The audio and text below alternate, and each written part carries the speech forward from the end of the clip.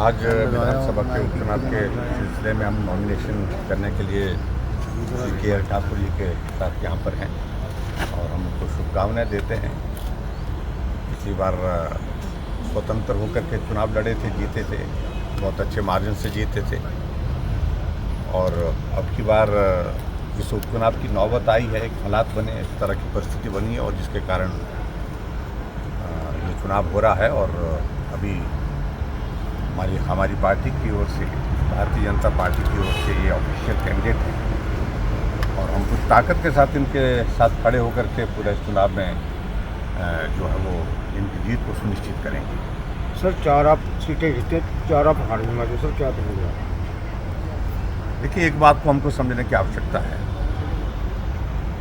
हिमाचल प्रदेश में 68 में से 61 सीटों पर भारतीय जनता पार्टी जीती है लोकसभा के चुनाव, और 4 लोकसभा में से 1 छीनी हमने कांग्रेस पार्टी से। मंडी लोकसभा क्षेत्र जो कांग्रेस पार्टी की अध्यक्ष है वहाँ पर सांसद थी, और उसके बाद ये 6 उपचुनाव जो हुए, 6 उपचुनाव 6 के 6 कांग्रेस के वहाँ पर विधायक थे।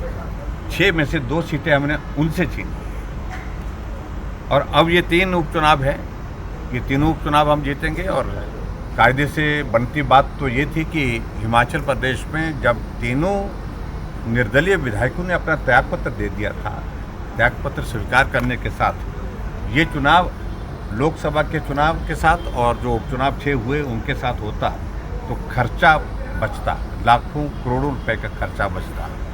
लेकिन कांग्रेस ने राजनीतिक अपने इसके हिसाब से ये चुनाव जो है बाद में करने के लिए इस तरह से किया है, लेकिन फिर भी उसके बावजूद हम जीतेंगे और तीनों सीटें जीतेंगे। सर कल सुबह उनका कहना है कि भी तीनों विधायक निर्दलीय थे, वो किसी को भी अपना समर्थन दे सकते थे, भी उन्होंने खर्चा बढ़ाया है सर। लेकिन आपने हालात ऐसे रखे हिमाचल प्रदेश में जो निर्दलीय विधायकों को चलना मुश्किल कर दिया, उनके परिवार के ऊपर मामले दर्ज कर दिए। और ये हालात तो आपकी आज की तारीख में इस प्रकार से है कि कांग्रेस पार्टी में भी किस तरह का दहशत का माहौल है। और पिछले कल आपने देहरा में देखा होगा कि एक जो कांग्रेस पार्टी के जो ट्रेजरर हैं उनके, शायद ट्रेजरर हैं, मुझे बताया गया इस तरह से, जिस तरह से उन्होंने अपनी कहानी बयान की है, अगर वो कहानी सच है तो आप अंदाज़ा लगा सकते हैं कि किस तरह से दहशतगर्दी, जिस तरह से एक दहशत का माहौल, एक डरावना एक माहौल यहाँ पर हिमाचल प्रदेश पर जो देवभूमि के नाम से जाना जाता है प्रदेश, वहाँ पर खड़ा किया है।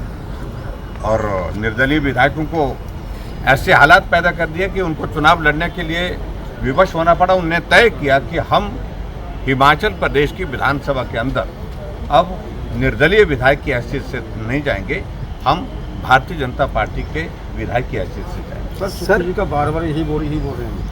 देखिए, मुझे उसमें कुछ नहीं कहना है कि उनके ही पार्टी के लोग क्या क्या कह रहे हैं उनके बारे में, यही मुझे लगता है पर्याप्त है। सर लखविंदर सिंह राणा का तो समर्थन के.एल. साहब के साथ है, लेकिन हरप्रीत सिंह सैनी निर्दलीय चुनाव लड़ने का फैसला कर रहे हैं, कल नॉमिनेशन करेंगे। उनका देखते हैं सारी चीज़ को लेकर के। अभी तो आज हम के.एल. ठाकुर जी के नॉमिनेशन में यहाँ पर हैं, राणा जी साथ हैं, हमारे साथ सुबह हम साथ ही थे और मुझे उम्मीद है कि सब चीज़ें ठीक होंगी। Thank you.